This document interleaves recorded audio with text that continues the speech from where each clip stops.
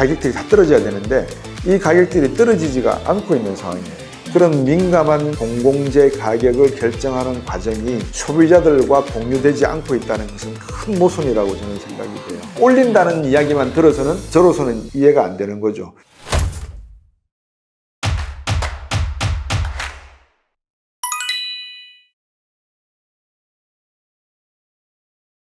국제 유가가 하락한다는 말은 국제 원자재 가격이 하락한다는 말과 같아요. 그러니까 이제 국제 유가와 국제 원자재 가격이 하락한다는 말은 세계 경제에서 생산 활동이 많지가 않다는 의미죠. 그만큼 경기가 좋지 않다는 의미가 되겠죠. 근데 세계 경제가 반등할 때의 모습을 보면 굉장히 많은 논문에 국제 원자재 가격이 떨어질 때, 낮을 때 세계 경제는 다시 반등을 해요. 경제가 막 화랑으로 들어가게 되면 원자재 가격이 막 올랐다가 또 경제가 둔화가 되기 시작하면 떨어졌다가 하는 게 일종의 이제 사이클이 발생을 하는 거죠. 최근 들어서 이 유가의 어떤 상승이나 하락의 모습을 놓고 보면 어떤 경제 사이클을 따라서 그러니까 생산이 늘어나고 하는 그런 모습에 맞춰서 가지를 않는 거죠. 지금과 같이 글로벌 경제가 다 둔화되어 있는 상태에서 유가는 많이 떨어져야 되는 게 맞는 거죠. 중국 경제가 석유에 대한 수요가 엄청나게 많은데 중국 경제가 그만큼 석유 수요를 크게 늘어뜨리지 못하는 상황이 되다 보니까 유가가 떨어지고 있었거든요. 그러니까 유가가 떨어지고 있는 상황이 되다 보니까 더군다나 러시아산 석유 같은 경우에는 국제 제재로 인해 가지고 제값을 받고 팔 수가 없어 덤핑을 막 하고 있는 상황이고 공해상에서 떠 있는 러시아의 기름들이 소위 말해서 B시장, OTC 시장이라고 하는데 다른 시장에서 막 싸게 거래되고 그런 상황들이 많이 발생을 해서 유가가 상당히 낮게 이루어지고 있었거든요. 이제 그러면 유가가 낮아지고 뭐 원자재 가격, 철, 구리 뭐 이런 금, 은 이런 니켈 가격들이 다 떨어져야 되는데 이 가격들이 떨어지지가 않고 있는 상황이에요. 근데 이해가 안 되죠. 경제는 분명히 안 좋은데 국제 원자재 가격은 계속해서 하락하지 않고 높은 가격을 유지하고 있다. 이제 그러면은 사람들이 생각에 앞으로 경제가 나아질 것 같으면 점점 유가는 더 올라갈 것이고 원자재 가격은 여기보다 더 올라갈 것이면 이런 것들이 제품 가격에 미치는 영향은 엄청날 거 아니에요. 원자재 가격이 올라간다는 말은 물건값이 덩달아서 올라간다는 의미가 되니까 지금 세계 국가들은 인플레이션을 잡으려고 혈안이 되어 있는데 미국 같은 경우 금리를 1년 동안 계속 올려버렸는데 그럼에도 불구하고 원자재 가격이 계속 올라가서 향후에 물가 안정과 세계 경제 성장에 도움이 안 되는 방향으로 가게 놔둔다? 이거는 아닌 것 같거든요. 근데 왜 사우디아라비아 같은 경우 또 오펙 회원 같은 경우에 감산을 하려고 드느냐? 유가가 떨어지고 있는 게 정상적인 방향이 맞는데 자국의 이해관계겠죠. 아무래도. 그러면 왜냐하면 사우디도 놓고 보면 대부분을 수입해야 되는 국가들이잖아요. 제조업이 없는 국가들이니까. 이제 그런 국가들 같은 경우에는 물건값이 좀 더 오른 상태에서 수입이 되다 보니까 자기들이 석유를 팔아서 벌어들이는 소득에서 과거보다 지출이 더 많아지고 있으니까 이대로 유가가 떨어지게 되면 원가 계산이 안 맞는 거죠. 그러다 보니까 이제 감산을 하게 되면 석유 수요의 양보다는 줄어드니까 유가가 올라갈 것이다. 그래서 지난 6월 4일 날 이제 사우디아라비아가 하루에 100만 배럴 정도 감산하겠다라고 발표를 했어요. 또 오펙 플러스 회원국들 같은 경우에는 올해까지 감산을 하겠다 그랬는데 내년까지 또 연장하는 그런 일들이 벌어지고 있거든요. 이제 그런 내용들을 놓고 보면 유가가 상당히 앞으로 100달러, 하반기로 갈수록 100달러 선을 넘어갈 가능성이 더 커지는 것 같아요. 우리가 앞서 질문도 저한테 주셨지만 한국 경제가 9월 이후에 적자에서 흑자 전환으로 갈 것이냐, 하반기에 경기 침체를 벗어날 것이냐, 여기에 대한 국면에 대한 답도 여기에 또 숨어 있는 거죠. 그러니까 유가가 하반기로 갈수록 100달러를 넘어갈 가능성이 있다는 말은 그만큼 글로벌 경제가 성장 국면으로 진입한다는 해석이 아니라 더욱더 어두워질 수 있기 때문에 지금과 같은 인플레이션 상황에서 석유를 생산하는 국가들의 어떤 이해관계에 석유 생산을 감산하는 것이 맞게 되고 그렇게 되면 점점 더 유가에 대한 가격은 위로 올라갈 수밖에 없는 압력을 받게 된다는 거죠. 그러면 이제 다음에 나올 질문이 아니 말씀한 대로 중국이나 미국이나 많은 국가들이 석유에 대한 수요가 줄어들 게 분명한데 왜 가격이 더 올라간다는 의미가 되느냐. 석유도 그렇고 가스도 그렇고 생산과 소비의 흐름을 보셔야 돼요. 예를 들면 가스 같은 경우에 동계월과 하계월로 나누어요. 그러니까 겨울철과 여름철. 천연가스는 여름철에는 저장 탱크에 집어넣어요. 이걸 인젝션 피어리드라 그래요. 그 다음에 동계월에는 끄집어내어서 난방에 써야 돼요. 그러니까 이거를 withdrawal period라 불러요. 인출하는 시기다. 그럼 석유 같은 경우에는 주로 발전에 많이 사용되고 산업화에 많이 사용되니까 여름 기간 냉방 돌리고 할 때에 석유 사용량이 많이 늘어나고 여행객이 늘어나거나 관광객이 늘어나면 선박, 항공기에 대한 운항 횟수가 늘어나고 또 자동차의 운항 횟수가 늘어나니까 동계월보다는 하계월에 석유에 대한 수요가 늘어나요. 그러면 언제 석유를 갖다가 저장을 해야 되느냐? 천연가스와 반대 개념이죠. 겨울에 묻어놓고 여름이 될수록 기름을 정제해서 써야 되는 거예요. 이제 그런 상황이 발생되는데 지금 하반기로 갈수록 감산을 하겠다. 그러니까 하반기에 집어넣어야 되잖아요. 석유를 비축을 해놔야 되거든요.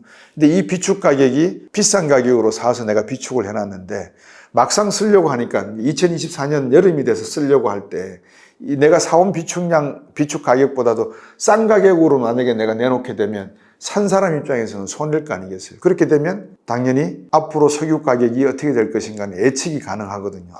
비싼 가격으로 사와서 비축을 했으니까 나갈 때도 상당히 비싼 가격이 되겠구나.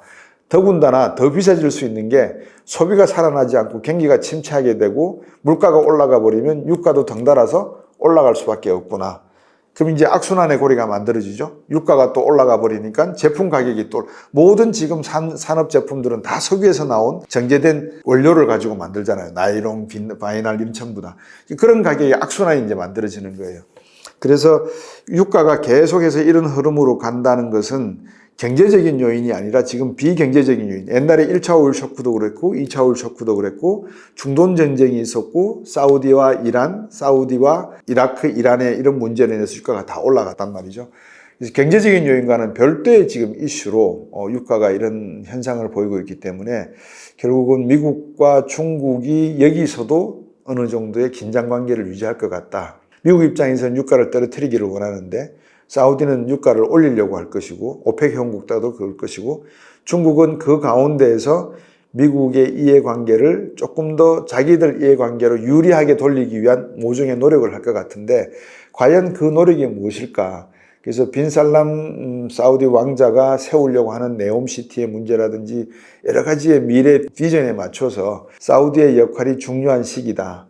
이제 이때 미국이 들고 나온 카드가 향후에 이스라엘과의 관계를 조금 더 완화할 수 있는 방법으로 가져가면 너희들이 경제적인 문제라든지 정치적인 문제에서 유리한 입장이 될 거니까 이제 그런 방면으로 사우디의 문제를 풀어주려고 하고 있는데 그게 될지 안 될지는 모르겠어요. 그게 된다 하더라도 그거는 사우디아라비아의 문제이지 아무리 사우디아라비아가 오펙 플러스 회원 국가들에서 리더격의 역할을 한다고 하지만 그러한 역할이 사우디아라비아가 정산을 해서 유가를 떨어뜨려서 세계 경제에 도움이 되는 방향으로 갈지 안 갈지는 빈 살만 사우디아라비아의 왕자의 또 다른 숨어있는 뜻이 뭔가를 좀 봐야 될 것 같아요. 그래서 상당히 지금 경제는 세계 경제가 두 가지 축으로 움직이고 있는 것 같아요. 하나는 미국의 월가를 중심으로 한 소위 그 자본 시장에서의 흐름이 하나가 있고 또 하나는 석유를 중심으로 러시아가 제재를 받고 있지만 러시아산 천연가스와 원유 그리고 사우디아라비아를 중심으로 한 오펙 국가들과의 어떤 석유 문제 이것이 맞물려서 지금 돌아가고 있는 이슈가 있어서 어느 것이 더 큰 문제가 될 것인가 어느 것을 먼저 풀어야지만 세계 경제가 나아질 것인가는 서로 지금 눈치 게임하고 있는 것 같이 제게는 보여요. 그래서 미국의 월가 주식시장 이야기를 잠깐 말씀을 드리면 많은 분들이 궁금해하실 수 있는 게 지금 우리나라 주식시장도 2600을 돌파해서 2700, 800으로 가고 있다. 미국 다우나 S&P도 지금 상승하고 있고 나스닥도 예를 들어서 테슬라 같은 경우에 7개월 연속 지금 상승세를 보이고 있다. 이런 말들이 나온다면 과연 이거를 하반기까지 갈수록 우리가 믿을 수 있겠는가? 앞서서 제가 그랬잖아요. 하반기 갈수록 미국 경제가 침체에 빠지고 글로벌 경제가 침체에 갈 가능성이 있다라는 요인이 존재한다라고 말씀을 드렸고 확률이 25%라고 말씀을 드렸거든요. 근데 OECD나 세계은행이 최근 내놓은 경제 전망은 올 하반기로 갈수록 경제가 반등한다라고 이야기를 했단 말이에요. 그럼 여기는 어떤 이슈가 깔려있냐 그러면 미 연방준비은행에서 금리를 더 이상 올리지 않고 금리를 낮출 것인가의 문제가 걸려있는 거예요. 그럼 이거는 월가와 같은 주식시장, 자본시장에 관계된 문제예요. 근데 이게 여기에만 관계되어 있느냐? 그렇지 않은 거죠. 석유와 원자재 시장에도 직간접적으로 관련이 되어 있어요. 왜? 세계 경제가 다시 부활하게 되면 러시아 우크라이나 사태가 어느 정도 영향력을 가진다 하더라도 미미할 수밖에 없고, 더군다나 러시아 우크라이나 사태가 올해 안에 또는 내년 초 정도에 휴전에 들어간다면 아마 세계 경제가 바라는 방향으로 가는 모습이 아닐까. 그러면 급격한 세계 경제의 반전이 있을 수 있거든요. 거기에 미국과 중국 간의 어떤 갈등 관계가 다소 해소가 되기 시작한다면 그거는 금상첨화겠죠. 그런 점에서 놓고 보면 원자재 시장의 이슈는 이자 시장, 금리 시장, 자본 시장 이슈와는 또 별도의 시장으로 이렇게 떨어져 있는 것 같이 보이는 거예요. 하지만 이게 떨어져 있는 게 아니고 하나에 붙어 있는 시장인 것 같다.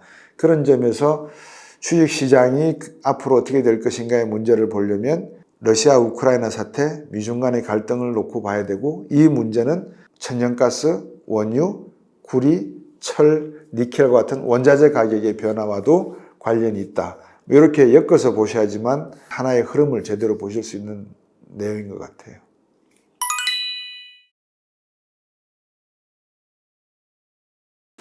제가 이제 미국에서 공직 생활을 할 때에 제가 주로 담당하던 게 이제 전기 가격, 그리고 통신 요금 가격, 그리고 천연가스 가격을 결정한다는 말이 그 타리프라는 말이 있는데, 뭐 1kW당 얼마 인상한다, 또 1MMBTU당 얼마를 인상한다, 또 몇 초당 통화요금을 얼마 인상한다, 아니면 또 인하를 한다. 이 문제를 이제 제가 결정하는 부서에서 일을 했었어요. 그래서 우리나라의 지금 한국전력이라든지 한국 그 도시가스공사 또는 지방도시가스공사에서 가스 가격을 결정하는 그 메커니즘에 대한 내용은 제가 어느 정도 이해를 하고 있어요. 그러니까 정확하게 우리나라에서는 미국과 다른 시스템으로 가고 있는 것은 분명하고요. 왜?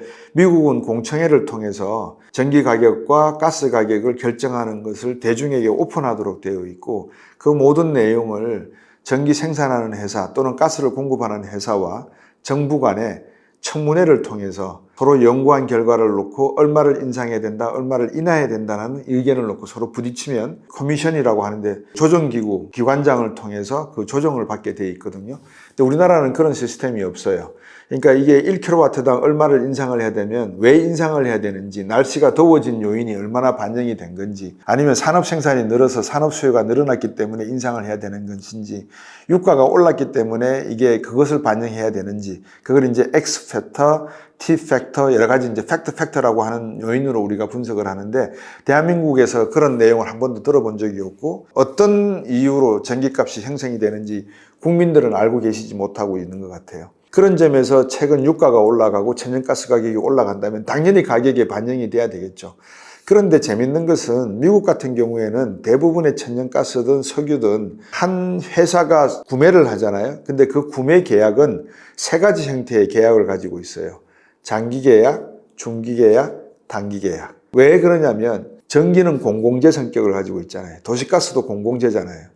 그러면 공공재를 가지고 기업이 국민을 상대로 돈을 벌면은 안 되잖아요. 그러니까 이거는 독과점적인 성격을 갖고 있으니까, 독과점 기업이라고 하는 것은 많은 기업들이 시장에서 경쟁해서 가격을 낮추고 질을 높이고 하는 그런 경쟁이 없기 때문에 한두 회사가 다 해먹는 그런 공공재화잖아요. 그러다 보니까 전기값이나 가스값은 아주 정부가 민감하게 들여다봐야 되는 그런 내용이거든요. 근데 우리나라에서는 그런 민감한 공공재 가격을 결정하는 과정이 소비자들과 공유되지 않고 있다는 것은 큰 모순이라고 저는 생각이 돼요.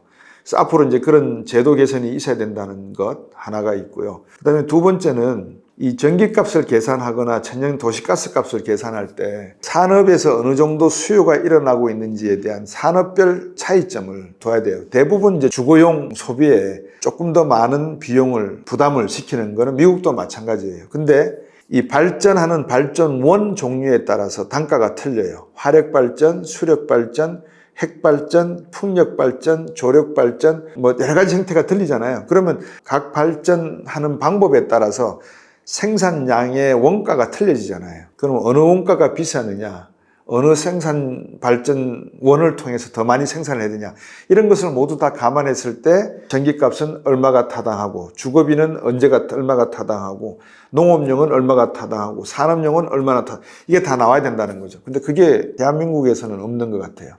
제가 지난번에 지방에 강의를 하러 갔다가 밤 9시 넘어서 깜짝 놀랐어요. 고속도로를 달리다가 산이 아주 막 밝은 거예요. 환한 밝은 산이 연결이 계속돼요. 그래서 운전하는 분이 저게 뭡니까? 그러니까 야간 골프장이래요. 전기값 오른다. 전기값이 뭐 한국전력이라든지 생산하는 곳에서 잘못된 경영으로 인해서 책임져야 될 부분도 더 많다고 생각을 해요.